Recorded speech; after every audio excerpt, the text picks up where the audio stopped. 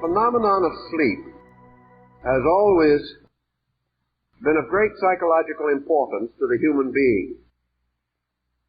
We know that the faculties and perceptions of man gradually developed over a long period of time and were conditioned largely by those environmental circumstances with which he was anciently familiar. We know definitely that the total impact of the visible world upon man has conditioned him and resulted largely in the specialization of his way of life as we know it. He observed water, air, clouds. He felt the impact of light and darkness, and he was constantly in contact with the forces of life moving around him in the other kingdoms of nature. He became keenly conscious of the growing seed, of the tree, of the habits of animals and of birds. And by degrees, all of these different environmental factors moved in upon his own internal receptivity, leaving marks and tracings in the subtle substances of his subconscious. During these periods, man was largely a receptive creature. He had very little available internal resource. He was unaware of himself as a factor capable of dominating nature, and the experiences around him did not immediately induce him to an aggressive attitude. Everything which he contacted, everything which impressed itself upon him, seemed to have a life and way of its own. It did not need him. But gradually he became aware that he required its help for his own survival. It never occurred to him to chain the clouds or to stop the course of water. His inventiveness was not yet born, and he wandered about in a world that seemed complete without him. He also recognized the basic needs of his kind for food, shelter, and these rudimentary necessities. He became more and more conscious of dependence, and this dependency did not result in an aggressive attitude. It was only after more faculty development and the release of more resource from within his own nature that he began to survey the world in terms of conquest. In these early times, therefore, he had what we would term today a psychic sensitivity. He had a keenness of perception, as yet unconditioned by reflection. This growth of reflective faculties and powers led to interpretation of nature, but observation led only to the acceptance of natural things. And in the course of these acceptances, he became increasingly aware of the two principal states of himself, waking and sleeping. Sleep was for him, at one time, an almost detached phenomenon. He considered sleep as a thing of itself. It came upon him. It was not part of his own nature, but was induced by the ways of life around him. The principal factor, probably, in environment was night. For before the development of fire, man was helpless in the darkness. It might be true that he had keener sight perception than he has today, but he could not compete with the visual skill of animals and birds. Therefore, with the coming of darkness, he came to a period of inaction, a period in which he could only wait. And in this period of inaction, the darkness around him crept in upon him, and he found himself entering a kind of internal darkness. He found consciousness slipping away from him, and he joined all the rest of nature in a period of repose. He probably had no concept that sleep was necessary. It was rather inevitable.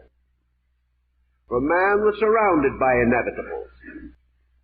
And about these he contemplated as best he could, which was not very effectively.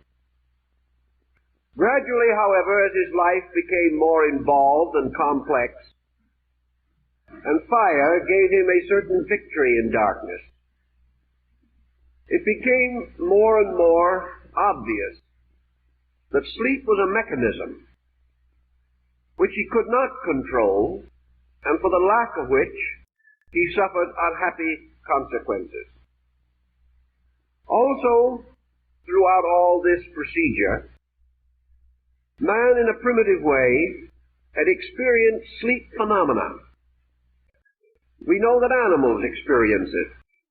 Years ago I used to keep dogs, and I have watched a dog asleep. His feet were moving as rapidly as possible. His entire nature, though unconscious, was alert, and there was no question in the world that he was romping somewhere. A certain physical reaction was obvious in his body, as it is in the bodies of sleeping human beings. Thus animals certainly do have internal phenomena. But in man, with a larger group of faculties, this is more evident and pronounced. After all, what we would term integration must result from a certain victory over unknowns. A man of old time did not have this victory. He did not, therefore, have this integration, this ability to bring reasonable and logical forces to play upon his activities. Thus, in sleep, with its phenomena, he was not certain that he was really merely resting.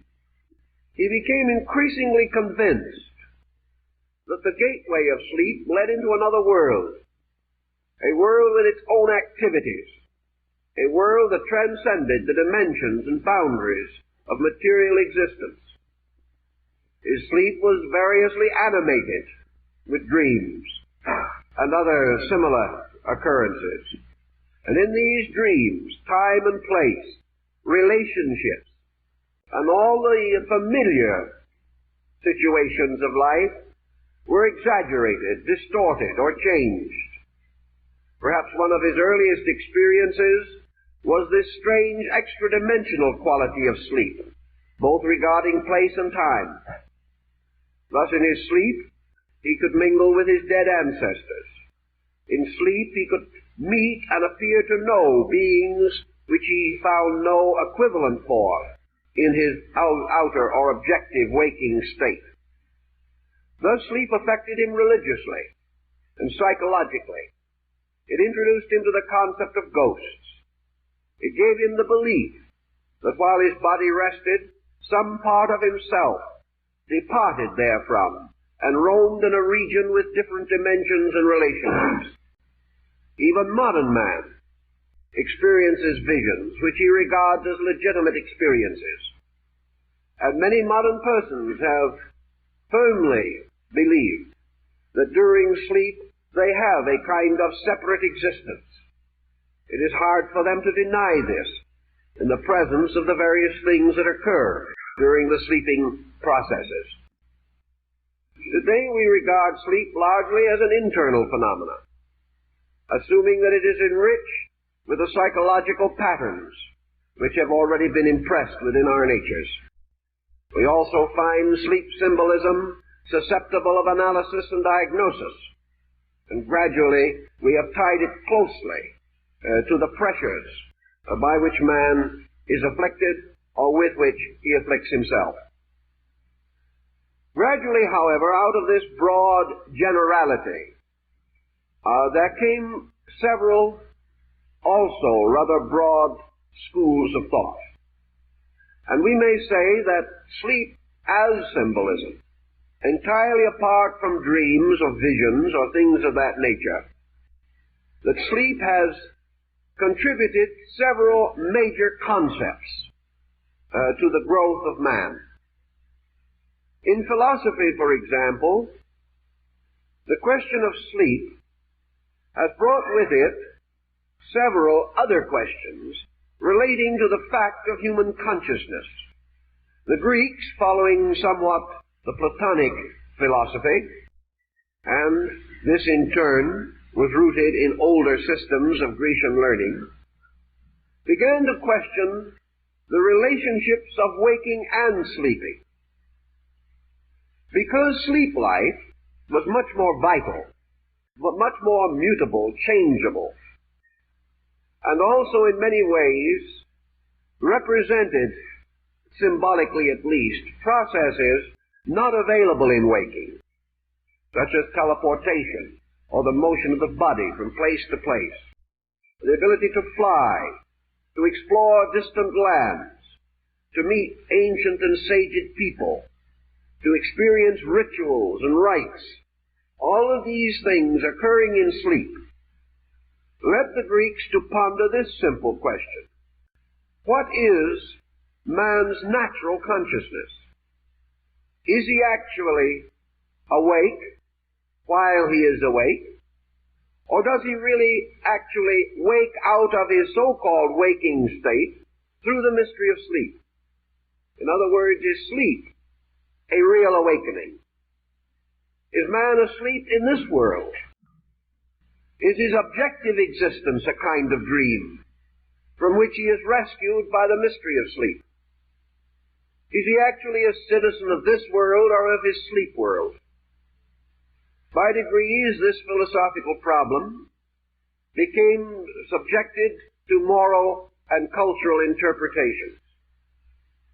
One of these assumed, of course, that sleep represented a deficiency of consciousness, and another system that sleep represented a release or enlargement of consciousness. Most objectively, to primitive man at least, sleep represented a negative state. Therefore, to the philosopher, sleep could well be compared to ignorance. Ignorance was a sleeping of the mind, or its failure to awaken. And those creatures in whom the faculties of cognition, of reflection, were dim or undeveloped, were said to be asleep though awake. Now we all realize that we use the term sleep symbolically in a number of instances. We refer to the individual as sleeping through experiences or failing to awaken to the urgency of causes. Indifference, therefore, suggests a lack of internal activity, whereas interest indicates an activity from within the person. In the old religious rites and systems, therefore, in ritualism and symbolism, man was said to possess another waking-sleeping polarity, which might function during his so-called conscious or waking hours. Thus the wise, or those in whom the internal life was strong, were regarded as having a kind of wakefulness, whereas the unwise, or those unlearned and unskilled, were said to be sleeping.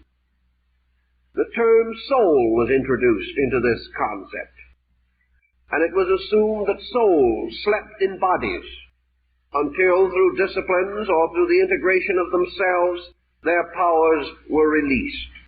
The sleeping soul has become a familiar symbol in fairy stories, as in the case of Sleeping Beauty, or the ancient Nordic rite of Brunhilde sleeping in the ring of flames cast around her by Wotan. Thus, the sleeping self was presumed to dwell in the body. The revelation or intensification of internal powers brought man to a state of waking. If therefore through indolence or through any failure to live to the fullest of his capacities and to continually increase these capacities, where such impulses were lacking, the person was said to be philosophically or spiritually asleep. This was one view in which sleep was regarded as inactivity. Now there was a parallel concept that developed with it also, namely that because most men and most mortals living in this world are asleep to realities, this world is actually the place of deepest sleep. Those who are born are therefore declared to fall asleep in the process of birth, from which they awaken gradually during the procedures of growth and unfoldment. Wherever man is unable to remember, as in the dawn of his own physical existence, he is assumed to be emerging from a kind of sleep. Sleep also represented to ancient man the suspension of action, and as a rhythmic procedure was strengthened by his concepts of a polarized universe. Thus sleep came to be a kind of alternation, an inbreathing of life, and life passing into sleep retired into itself, finding its own root and uniting with it. Life awakening came forth out of itself into objectivity. Thus, an ancient concept, namely that waking is objective existence, sleeping subjective existence. This subjective-objective polarization was strengthened by man's observation of nature. He found winter and summer. He observed how in temperate zones trees and plants seem to die, how the tree casts its leaves and appears to be merely the skeletal remain of itself. Its energies disappear or retire deep into the earth and into the roots, and there it remains in a state of hibernation until the return of the sun god. By this concept, then, all life passed through these periods of objective and subjective polarization. The man going to sleep and awaking was moving upon a rhythm with universal significance. This rhythm, bound to the cycle of light and darkness, seemed to imply that it was normal and proper that man should have this twofold kind of existence, an existence obvious and of which he was conscious, and an existence less obvious of which he was not conscious. All these elements gradually resulted in philosophical implications going still further. And we find in the rise of Christian thinking that St. Paul refers to sleep as a kind of death, and that those who sleep retire into a miniature after-death state. This was also the belief of the Egyptians, who assumed that sleep was a little dying and death a great sleeping. Thus, this polarization became associated with life and death as basic factors in man's pattern of environmental circumstances. To be alive, then, was to be objective. To be asleep was to be subjective. Now, objectivity became increasingly important to man, because he gradually filled his outer life with activities. And in the course of the unfoldment of his arts and sciences and crafts and trades and beliefs and opinions, and in the simple enjoyments of whatever merits he had earned, man found sleep constantly interposing itself, so that as he became more active, it became an interruption to him. It meant that every day he must cease in the midst of some work and rest, and that the next day he must continue this labor.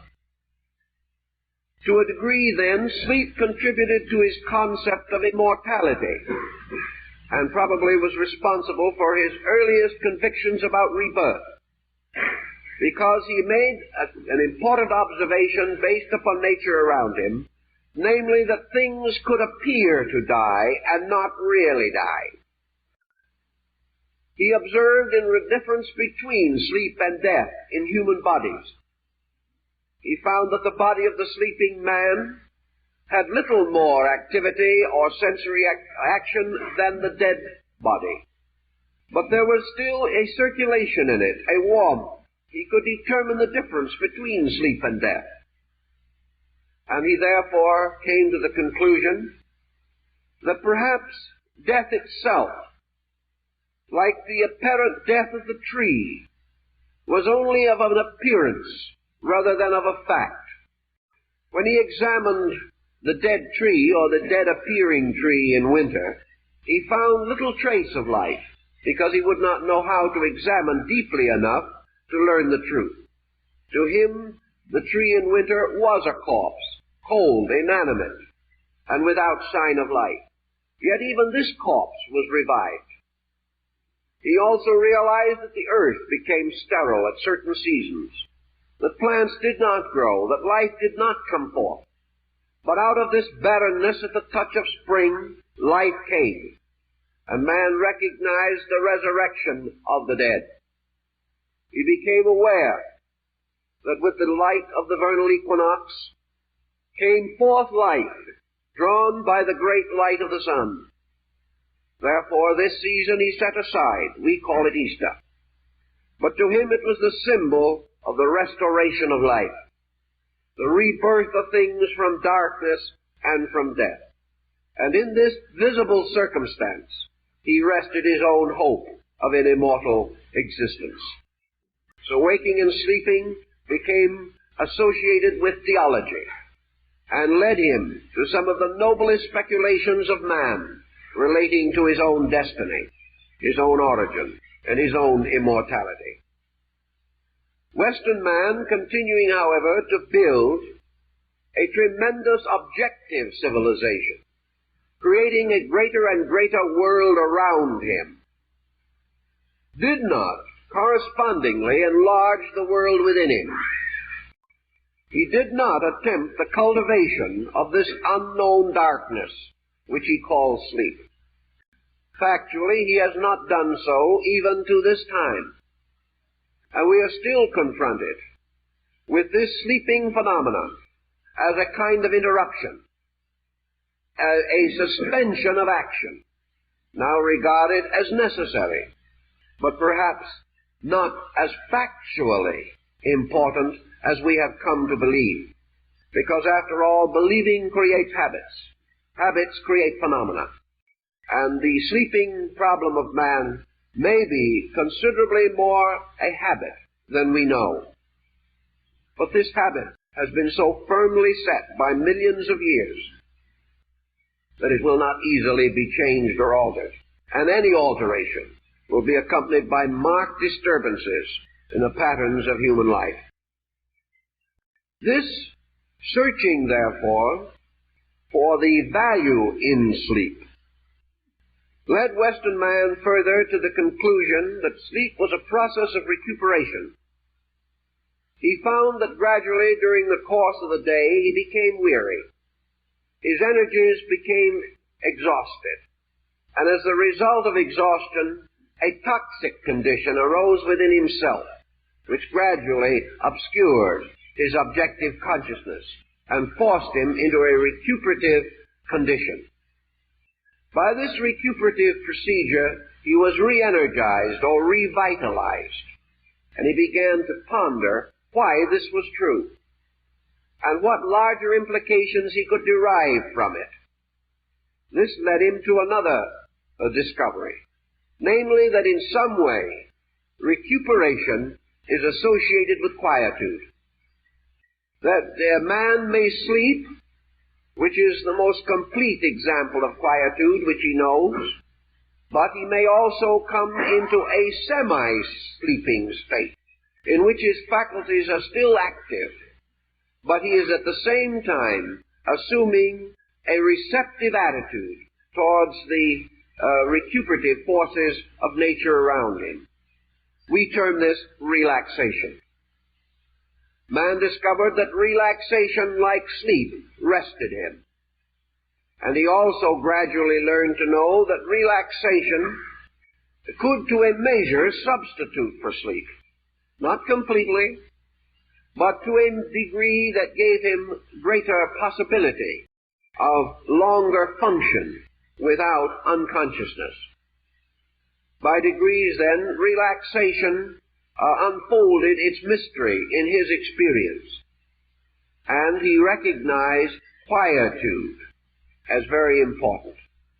To attain quietude, he had to rest certain faculties and parts of himself, but he could rest these by his own decision rather than by the inevitable processes of nature. He could resolve to rest. He could set up mechanisms for relaxation.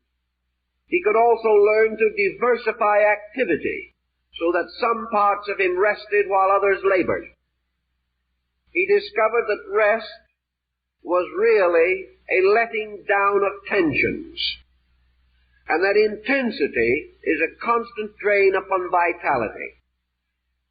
He further observed that as his objective life became more arduous and complicated, his activities more numerous, his ambitions stronger, his cravings more pronounced, that sleep as he knew it was no longer completely sufficient to him. One of the reasons for this, undoubtedly, whether he recognized it or not, was the intrusion of his living state upon his sleep state.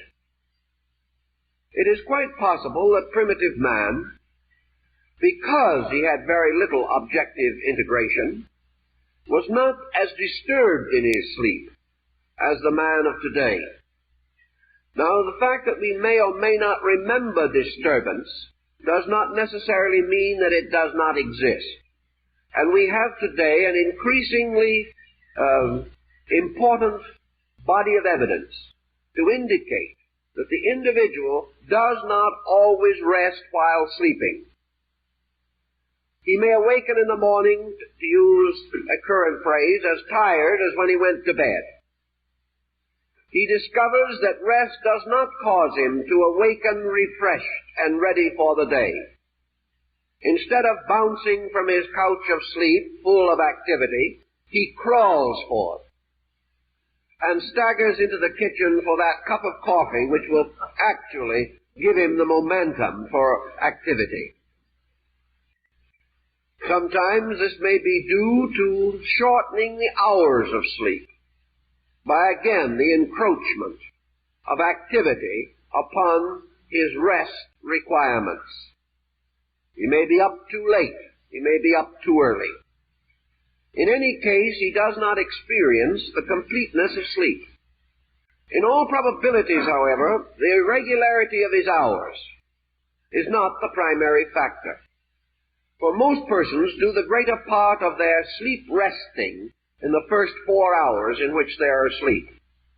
From the 4th to 5th hour onward, sleep is less deep, and the consciousness is drifting inevitably back toward the waking state, so that he accomplishes more in the early hours of sleep in terms of total rest than in the later hours. In any event, however, he awakens and finds that he is not rested. In some way, his objective existence has become so pressureful that sleep will not compensate for it. As a result, he must begin to reorganize his waking state, aiming at a conservation of resources, and particularly striving to prevent the rapid increase of toxin which sleep must overcome or neutralize. To do this, he has developed arts and sciences suitable to give a measure of rest and repose during waking hours. Where these are proper and normal, they certainly contribute to his well-being. But if he must have recourse to artificial sedations in order to achieve sleep, it means that the encroachment of waking activity is too great. Now, this encroachment may result in two consequences. One, difficulty in sleeping, and the second, disturbance during sleep.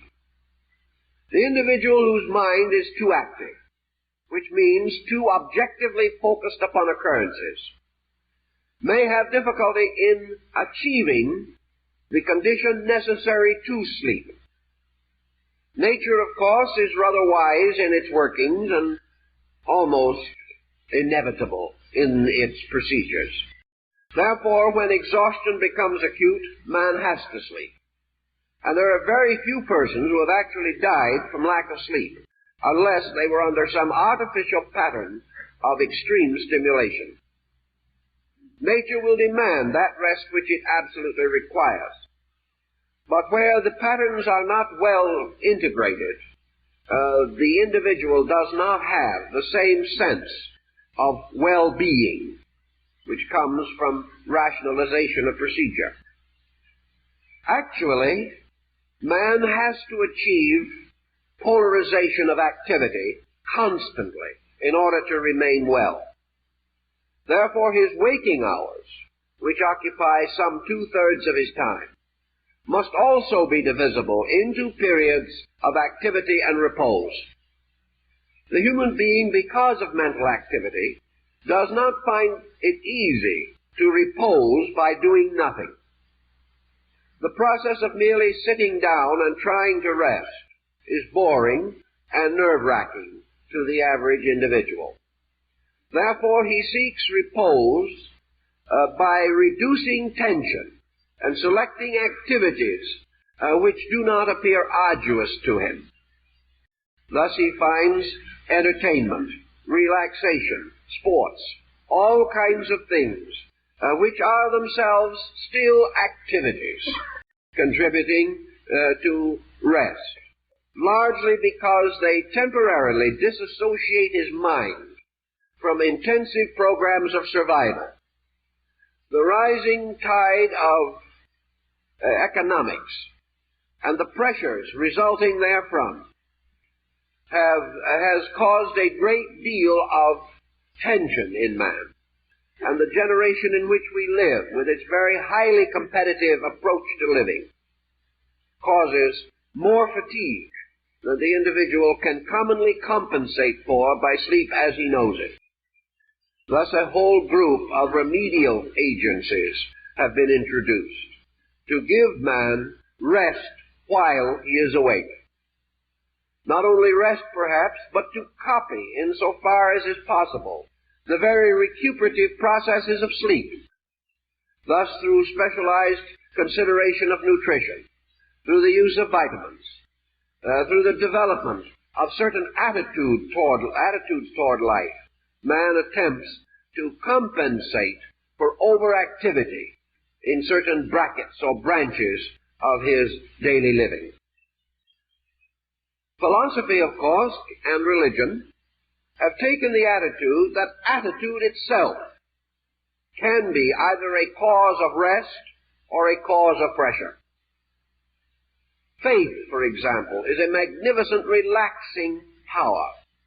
Fear, on the other hand, is a source of tension and causes an unreasonable exhaustion of resources. Man has also learned that there are two distinct ways of becoming tired. One is by physical activity, and the other is by mental activity. Mental activity becoming increasingly important as the human faculty structure increases in power and intensity. Mental activity, if constructive, produces less tension than if it is destructive. An individual can think happy thoughts for a long time without noticeable or appreciable fatigue. But a few moments of unhappy thoughts will bring as a result a distinct sense of depletion. And out of these things a kind of morality has developed, an ethics based upon experience. Man has learned that bad mental, emotional, and physical habits produce exhaustion. Exhaustion in itself interferes with function. The exhausted person is unable to carry the responsibilities of life with dignity. The only answer seems to be that the person must overcome the false causes of exhaustion in himself.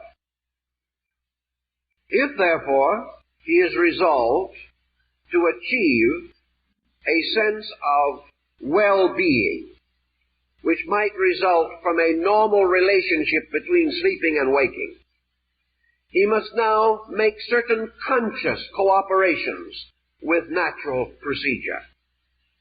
He must attempt to cultivate repose and to escape from all such pressures as are contrary to repose. Ambitions, for example, may be most gratifying, and the individual may become hopelessly addicted to them, but they're exhausting. And wherever ambition or any other activity becomes overly dominant, where it becomes obsessive or possessive, it results in continuous patterns of energy expenditure. And these patterns end in not only depletion, but open the system to disease. Thus, out of his need for rest, man has discovered some of his most valuable secrets about health. For health is associated with normal rhythms of action and rest, not only allowing for waking and sleeping, but for innumerable small cycles, developing in minutes and in hours, whereby for each expenditure of energy we must have a corresponding increase of energy reserve. If we fail to do so, we are in trouble. Further, as we go along, man has observed that certain functions of his mind, certain habits and patterns of his emotions, have a tendency to cooperate with recuperative procedure. He finds that idealism helps him to moderate extremes of action. Philosophy gives him a certain release from ambition, from possession, from fear, grief, and anxiety. He observes, therefore, that philosophy is, as the Greeks described it, a medicine for the soul. From these simple beginnings, then, of waking and sleeping, man has gradually unfolded a series of projections of thinking, which have influenced and to a large degree regulated his conduct.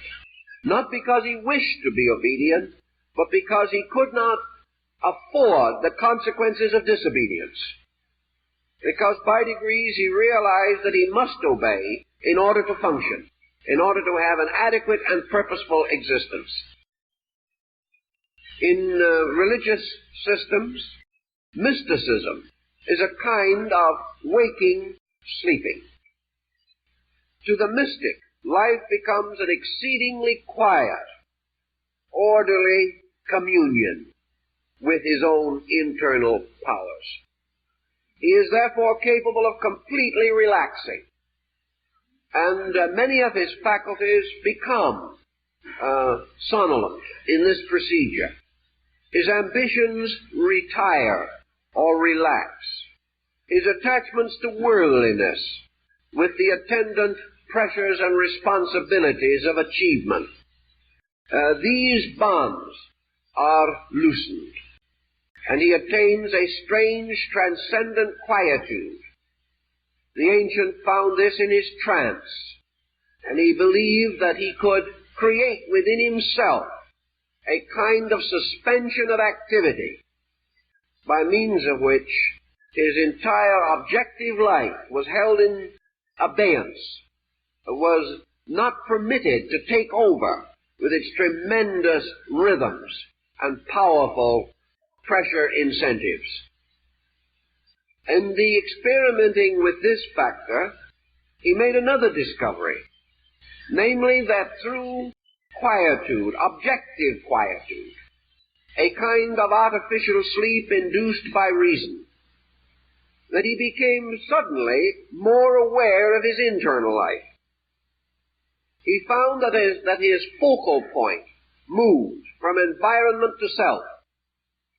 He also realized that the direction of his energies flowed now toward an internal life rather than toward an external career. Thus we begin to see a differentiation between extroversion and introversion. The waking state being the natural polarization of extroversion. The sleeping state, the overall symbolic pattern of introversion.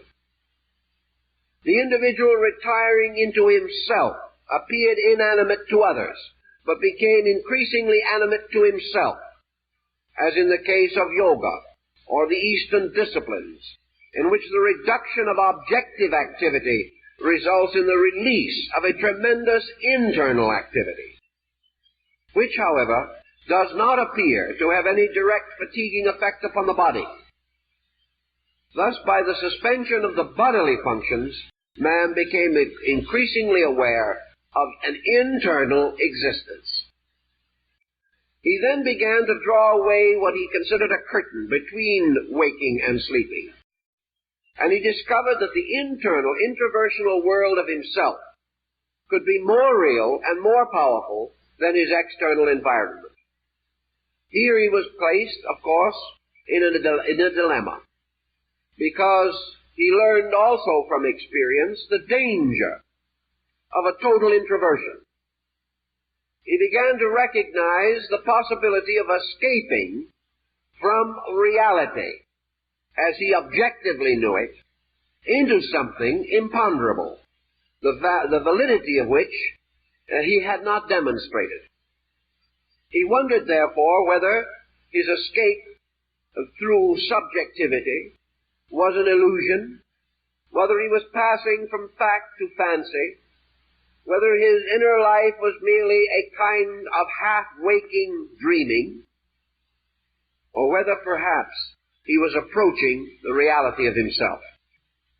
Man had a certain ego from the beginning, and by this ego he liked to think that he was different, that he had a peculiar nature of his own, and that in some mysterious way he was greater than he seemed to be. This greatness was not obvious, perhaps, in his relationship with others, but he could cultivate it in an imaginary life within himself. We know in psychology that a very primitive atavistic instinct throws man into himself in emergency, creating introversion. This introversion becomes associated with less and less centralization in matter. The individual is aloof, separate, and apart.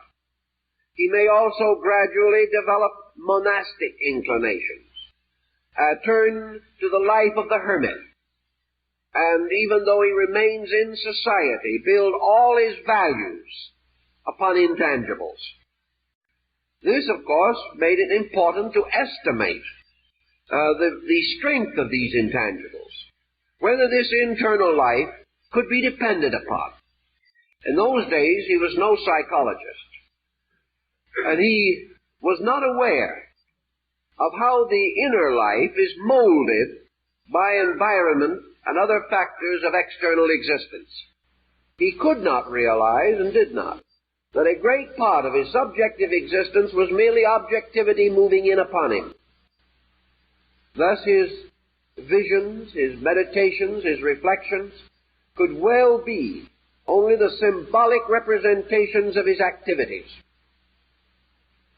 But not certain of this, not having any yardstick with which to measure, he fell into the habit of assuming that these internal patterns were not merely projections of environment, but represented some kind of a life within him.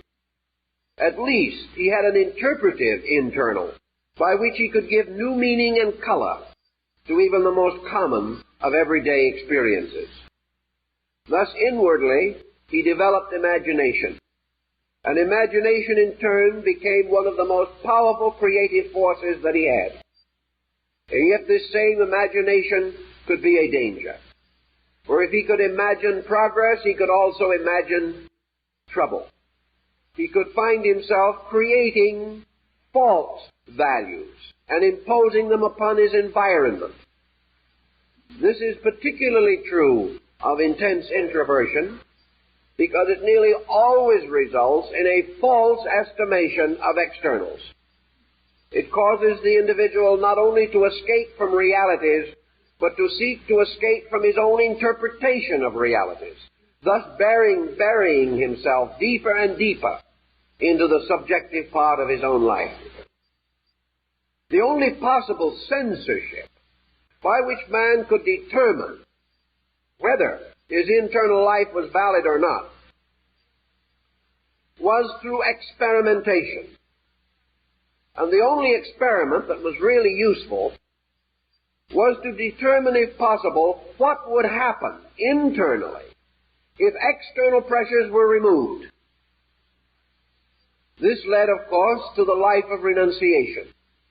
It led to the individual's conscious and voluntary detachment from externals, his rejection of them, in an effort to determine how his own life would be if it was not constantly conditioned by objective activity. Thus came the gradual religious belief that if man is to have an inner life, he must in some way relax his outer life, that he cannot serve two masters, and that if he is to follow the prince of this world, he cannot know the mystery of the other world. Obviously, the changing patterns of his objective life did affect his subjective reactions and reflexes. He found that if he refined his personal living, if he rejected or renounced extremes, if he sought to live moderately, if he did not permit himself to be possessed by his own possessions, or obsessed by the attitudes of those around him, that gradually his internal life became more tranquil. To the degree, therefore, that he did not waste energy, he had more energy available for other things. All these circumstances undoubtedly affected his dream life in sleep. And where he was not under false external pressures, he did not have the unpleasant dreams that still are unfortunate emblems of neurosis. He also discovered through time, however, that the dreams did not follow his inclinations, but followed his attainments only. Therefore, if he renounced intellectually certain beliefs or attitudes, but still cherished them in himself, the dreams remained true to the facts and not to the policies which he was attempting to adapt. It therefore became a kind of censorship. Things had to be true, they had to be real, they had to be right. Renunciation of material objectives had to be honest, or else the internal life did not change or was not refined. He observed that sanctified persons, those who had truly achieved a spiritual life, had experiences in dreams and sleep appropriate to their attainments. Their sleep became beautiful. Their inner life became rich. And whether it was because, again, it was reflecting the attainments of their outer personalities was not of the first concern. It was this change was real. And moreover, this change was of great comfort and great utility, and became the basis of an inspiration for common service by which the teacher, the leader, the priest came into natural and reasonable existence. So through all these procedures, Western man gradually integrated a large psychological concept. He became aware that man must have action and rest. He came to realize also that internals and externals must be balanced, and that the individual whose internal life was neglected would ultimately fail in his external concerns. He also realized the increasing danger of this crisis, due to the rapid development of externals, and also due to the natural channel of the sensory perceptions, which were responsive particularly to externals, and therefore were bombarding his inner life constantly with reflexes and sensory reactions. Out of this came the philosophic life, or the life of reason, the life of rationality, the individual organizing his affairs, seeking to bring a pattern suitable to his needs upon all of his activities. Muhammad, prophet of Islam, is said to have established a code by which he divided the day into 3 equal parts, each consisting of 8 hours. One of these parts he devoted to the needs of his people, the second to the private needs of his own life, and the third to rest. By following this regime carefully, he found that in all departments he was more able, had greater resources, and he discovered what many have discovered, namely that internal integration reduces the time factor in accomplishment. The person moving from a strong inner point can achieve more in an hour than the unorganized individual can achieve in a day. Therefore, time taken for integration is not time lost. The integrated result becomes a great time-energy conservation, and work is man's expenditure of energy within time. And therefore it is important that he recognize that he is a creature with limited energy availables, that he must use these to the best of his ability, and at the same time protect adequately his own recuperative power. By the organization of living, he therefore balanced his relationship with nature. He paid his proper taxes to the universe, and learned not to overtax himself.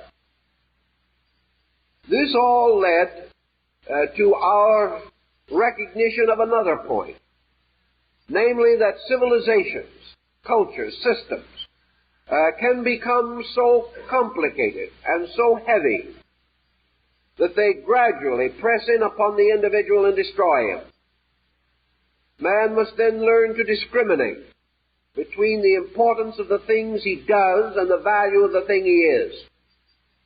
This discrimination is not yet generally attained, but it is a discrimination that must come, for without it man cannot survive.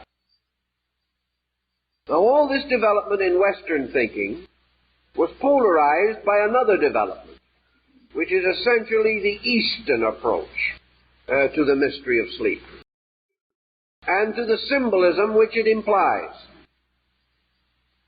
In the Orient, the question has naturally arisen as to why the human being is in a state of constant turmoil. In other words, the East questions empirically and totally what we call our way of life. Instead of achieving a compromise with nature, as has been the tendency of Western man, instead of attempting a personal adjustment with action and repose, the Eastern individual comes straight to what he considers to be the basic problem, namely, what is the purpose of man? Now, in the West, we will have 100 answers, most of them essentially identical. The same is true in the East. We will have many systems, many sects, many groups, many beliefs. but to a large measure they will unite in one purpose, in one concept, namely that the essential purpose for man, or of man, is the unfoldment of his internal life by intent. The purpose of man is not to build a greater world, primarily, but to build a greater internal integration. In the East, therefore, we have this concept that man should first find himself in order that he may know his needs, that he may understand them, and that he may plan for them. And that the beginning of progress is the overcoming of ignorance. And that the ignorant individual can leave a monument, but it will be in the wrong place. And it will also be the wrong monument.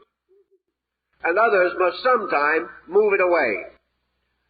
We remember, of course, years ago, there was an epidemic of creating statues in local communities. These statues frequently representing either a Civil War soldier or a Spanish-American War veteran. These stood in every town, often flanked with a cannon and a heap of cannonballs.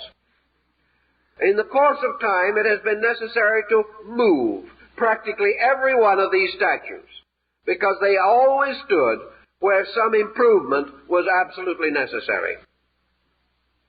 In the course of time, therefore, things which sentimentally were well intended had to be shifted, changed, and readapted to meet the rise, for example, of an automotive generation among peoples.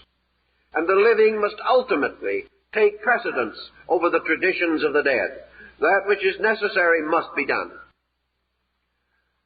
In this thinking, the East then had a tendency, a very strong tendency, to reverse the entire sleep-waking concept. Instead of assuming, therefore, that by sleep was meant a kind of inaction, they took the attitude that sleep was in one way or another the strange symbol of total action. That sleep, perhaps, was the one state of man which was true, because in his waking he has become totally submerged in his own psychological mechanisms. The moment he wakes up, he makes a mistake. This in turn requires 5 more to make it endurable. These in turn require more mistakes to sustain them. And before he is finished, these mistakes cause him so much economic expense that he is hardly able to support himself. In order to meet this emergency, he must work harder, which means that he must eat more, which means that he must sleep longer, and he enters into a vicious circle in which he works in order to pay for sleep and sleeps in order to have energy to work. This confusion does not appear solutional to Eastern man.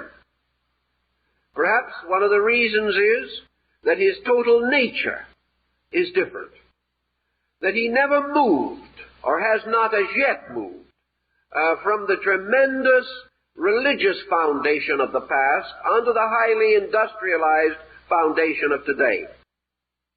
Even if he makes this move, he will probably be a rather different person from Western man, because as the child, differently conditioned, shows this conditioning in maturity. We know that whereas the West began to move strongly onto a materialistic footing at a very early time, the East has remained through its childhood, infancy, and adolescence largely upon a theological footing. And even if it should change over now, the vast experience behind it will not easily be totally obliterated. Eastern man, then, comes to this conclusion. What are the things about living that we do not like? Well, we do not like worry, fear, grief. We are constantly bombarded with stimuli which cause us to release negative foreboding. We are surrounded constantly by evidence, which if once we become melancholy ourselves, bears witness to tragedy. We see around us either life or death, according to our own natures. One man will say, there is a person born every second. Another will say, there is a man die every second. It depends upon our attitude. And the bombardment of the pressures which we now are forced to endure have gradually corroded and corrupted our optimism until we look out upon a world ever more frightening in its aspect, ever more likely to cause disturbance to our own inner life. Disturbed in ourselves, we disturb each other, and the personal securities of home, family, and friendship are undermined, until by degrees we return to a kind of concrete jungle, filled with advantages and inventions and ingenuities, but incapable of preventing man's inhumanity to man. Now, Buddha, in one of his discourses, asked a disciple whether or not he would consider it wonderful if man could come to a condition in which he neither worried nor feared, in which he was not obsessed, in which he was not variously made miserable by ambitions or by various circumstances around him. If he could therefore attain this state in which fear no longer existed, in which pain, moral pain, emotional pain, were no longer real, in which there was no uncertainty about providence, in which the individual was not burdened by suffering in any of its attributes. Would not such a situation be miraculous? The disciple assented, and Buddha pointed out that this occurs to man every time he goes to sleep. For when he is asleep, he is not afraid. When he is asleep, he is not suffering from emotional or mental pain. When he is asleep, he is not overambitious. When he is asleep, he is not aware of tragedy or darkness. He is aware, apparently, of nothing. So Buddha pointed out this point, or this fact, that sleep, in some way, wraps up all this tangle of life and gives it a blessed rest. And that in this unconsciousness alone, man is released from consciousness. Now this would seem to be a rather doubtful way of attaining release. Western man would rather climb the mountain, fight his way inch by sheer aggression, in the hope that ultimately he can fashion a golden age out of his own skill and attainment. The East, however, points out very obviously and very sensibly that if without sleep man would die under the present tensions and stress of living. And therefore, his life is rooted, his survival is rooted in unconsciousness, not in consciousness. It is not his consciousness, but his unconsciousness that preserves him, makes it possible for him to continue, and gives him that blessed respite from all these things which he calls important. Yet Buddha also was enough of a psychologist to realize there was a difference between sleep and death. And the analysis of this difference was not in a degree of man's awareness, but in the facts themselves. The sleeping man is not dead. He is alive. Therefore, unconsciousness is not death, as we have come to believe it to be. Unconsciousness is not being. For the tired, tense, struggling man, finding sleep, relaxes. The lines depart from his face. He attains a strangely wonderful and peaceful appearance. He becomes the very personification of contentment while he is asleep. The moment he awakens, his brow wrinkles. He begins to remember the things he should have done or should be doing. Haste takes over, and he is picked up into this strange confusion of living.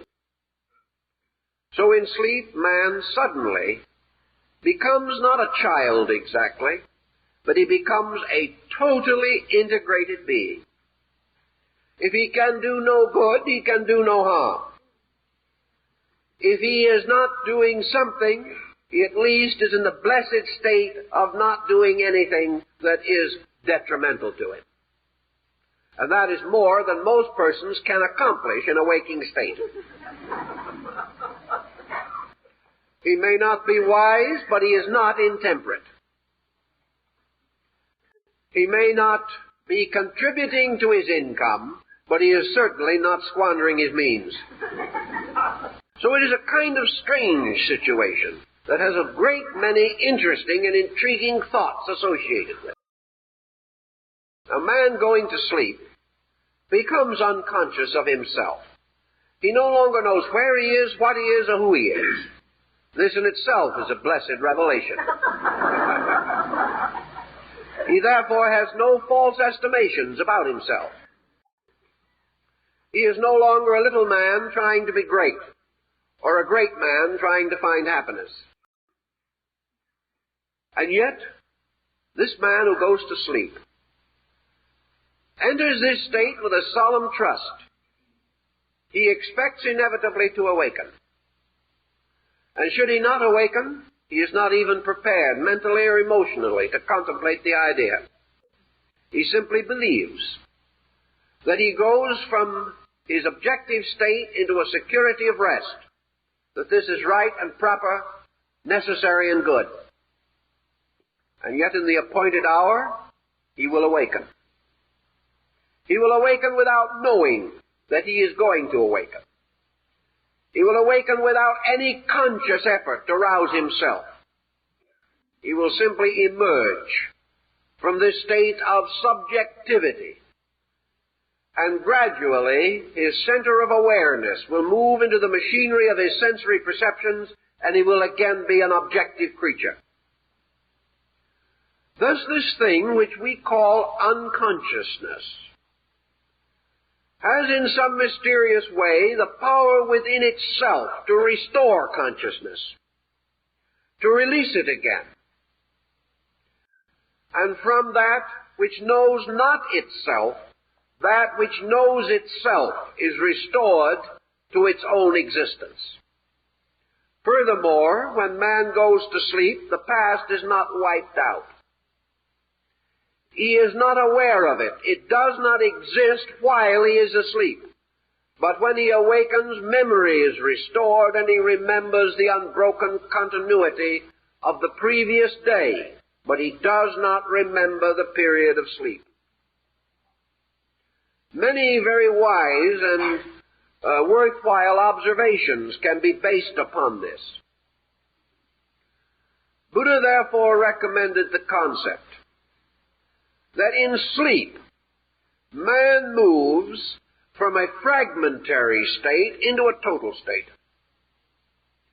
That therefore he is never more completely alive than when he is asleep.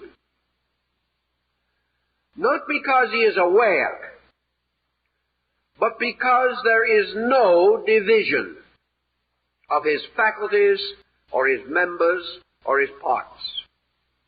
He is not dead. He is not in oblivion. He is simply in a strange state which he cannot examine with his objective faculties.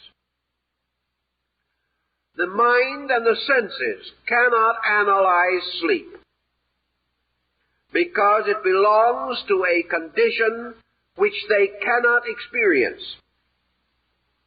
due to the fact that they are totally objective. Man can contemplate the mystery of sleep. He can observe it in others. He can interpret it. But man cannot rationally experience it, because the moment it sets in, he cannot experience. And the only experiences he can have relating to it are the driftings in and out, or the disturbances caused by dream phenomena during sleep. But total and complete sleep itself is a descending of oblivion. And yet in this oblivion, nothing ends. In this oblivion, there is no factor which divides, which abruptly terminates anything. Therefore, all consciousness, as we know it, moves unconsciously through sleep without any change or diminution in itself. It moves very much as the radio wave, which can be understood in its source and can be interpreted in the receiving set, but which moves invisibly and intangibly through the connecting atmosphere, where it cannot be observed and cannot be analyzed.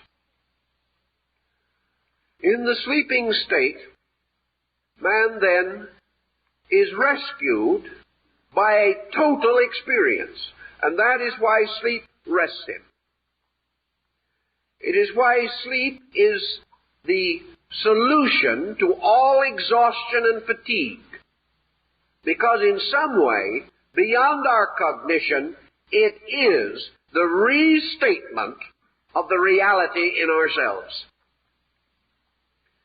In this phenomenon, therefore, some part of consciousness with which we are not aware, with which we are not capable of objective function, which does not contain within it the complex of selfhood, which is the source of man's objective life. This consciousness, beyond self-consciousness, becomes the healer, becomes the wonderful source of the remedying of all of the defects caused by selfness. If this be true, we have the psychological basis of Buddhistic philosophy, which seeks to attain this situation or condition of not selfness, which is not the denial of self, but the suspension of the self in something superior to itself, namely consciousness itself. Now, we think of consciousness always in terms of self-consciousness. Buddha insisted that this is not correct. Self-consciousness is almost the antonym of consciousness.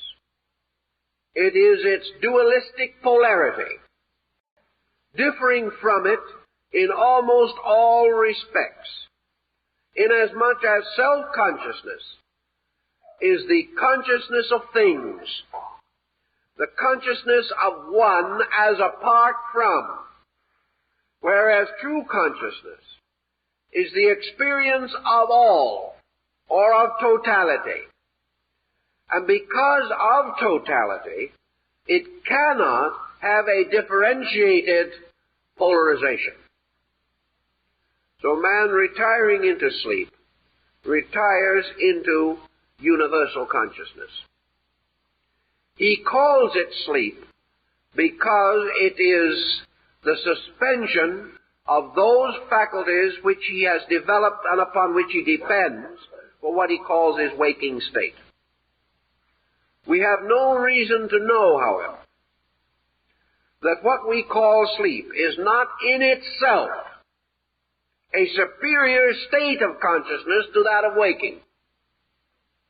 Now, this opens a large problem, and man cannot empirically answer it, because he has not faculties capable of analyzing sleep, which means that he has not the ability to experience a consciousness apart from self-awareness. Self-awareness ceases in sleep, yet life goes on. The records of life go on. And from an unawareness, self-awareness is regenerated by awaking, so that it has been there all the time. Yet man has transcended it, suspended it. And because of this, if his rest is proper and correct, he awakens refreshed. Thus, in a way, self-awareness is the source of fatigue. And the suspension of self-awareness is the perfect rest. Now, rest does not mean inaction. Rest is not merely a negative thing, because if rest was nothing, it could refresh nothing, nor could it contribute to the function of anything. In rest, man attains to the availability of total energy. Therefore, rest is positive, and objectivity, which is the exhaustion of energy, is negative. And man lives because of an energy moving from rest to action. And without the transcendent, undivided, total energy behind him, he could not sustain any particular activity. Buddha went then so far as to explain, in his comprehension, that what we call universal unconscious consciousness is really a total consciousness, which man is totally incapable of registering. Therefore, the departure into sleep, resulting in the suspension of faculties, causes man to lose self-awareness. But in so doing, he is restored to universal fact, or universal awareness. He cannot know the universal, but in sleep the universal knows him. And by uniting itself with him, restores his ability to continue his objective life. From these and many other considerations, you can see how interesting a field of speculation can be opened by sleep, how it can contribute and has to the foundation of religions and philosophies, and how some comprehension of it, or at least certain of its consequences, could assist the individual by giving him incentives towards the regulation of his own conduct, so that he is capable of greater repose, greater rest, and greater faith in a universal life moving through him into action. From these things, modern man can take some comfort in the sincere belief that to the degree that he understands and cooperates with the great cycles of action and inaction in nature, he gains a security through the moderation of his own excesses, and becomes capable, therefore, of a pleasant waking state and a dreamless sleep, or one in which there are no phantoms to distract him. That the dream only represents the encroachment of his objective state upon his experience of total consciousness. If he is immersed too deeply in materialism, he cannot even escape it in sleep. But he should escape it, and he must escape it, through the reorganization of his career and his conduct. Because without this daily re-identification with life itself, he cannot endure. Nor can he have the resources to advance any proper program of growth and unfoldment. Time's up. Now, I have 2 or 3 announcements which I'd like to make.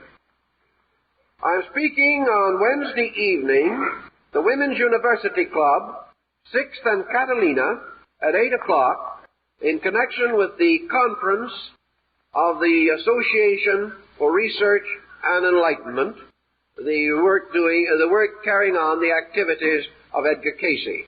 Anyone, I believe, who is interested is invited to attend. I would like to mention the fact that I placed a note on our bulletin board this morning relating to the distribution of literature on our premises by persons not authorized to do so. I understand literature which was highly, shall we say, colored, was offered to our people within the body of this theater last Sunday morning. This is without our consent and is an infraction of the proper rules of domicile, inasmuch as during a rental of this theater it is our property. And therefore any such action is unauthorized and improper. We cannot, however, prevent legally the distribution of literature on public sidewalks or outside the boundaries of our own rental area. We do, however, wish to point out that any literature other than that which relates to our own activities is not authorized nor endorsed by us. And we hope that we will not have a recurrence of this situation. I would also like to call attention to the fact that on the 26th of this month, I fly to New York for a series of lectures, which will continue for about 3.5 weeks. During that time, I will also make short trips of one lecture each to Washington, D.C. and Philadelphia, Pennsylvania. I would suggest that if you have friends in those areas, that you ask them to watch their local papers. Our general announcements for books this morning will cover, perhaps, various writings that we have dealing with consciousness. Our principal text on that subject is our book, Lectures on Ancient Philosophy, which we have not announced here for some time. We suggest that you consider it. And also for current lecture activities and notes and the republication of our various articles, we recommend that you subscribe to our magazine, Horizon. Also, we have several lecture booklets on the table now of lectures given here recently, some of which you may have missed and which you would like to have. Those interested in a further analysis of the discussion of the morning are invited to attend the headquarters study group, which meets at our headquarters at Griffith Park and Los Feliz Boulevards at 2 o'clock this afternoon. Those attending will be guests of the headquarters study group, and you are invited to come and bring your friends. The subject will be a further consideration of the work of this morning. I'd like to also mention at this time that our last subject on this program and our last lecture here until April will be next Sunday morning, The Soul Image as the Immortal Friend. This is an interesting psychological problem, and the basis of a great deal of drama, literature, poetry, philosophy, religious ritual, and symbolism. The story of the soul as the immortal and eternal friend of man. This Promethean friend is well worthy of careful thought. So we hope you will all be with us for the closing lecture next Sunday morning, and that you will bring your friends. And if you wish announcements of our future activities and the continuation of our lectures and seminars, and are not on our mailing list, will you please leave your names and addresses. Our mailing lists are not sold or exchanged. Therefore, you will not receive any publicity or announcements other than our own. Thank you very kindly for being with us this morning.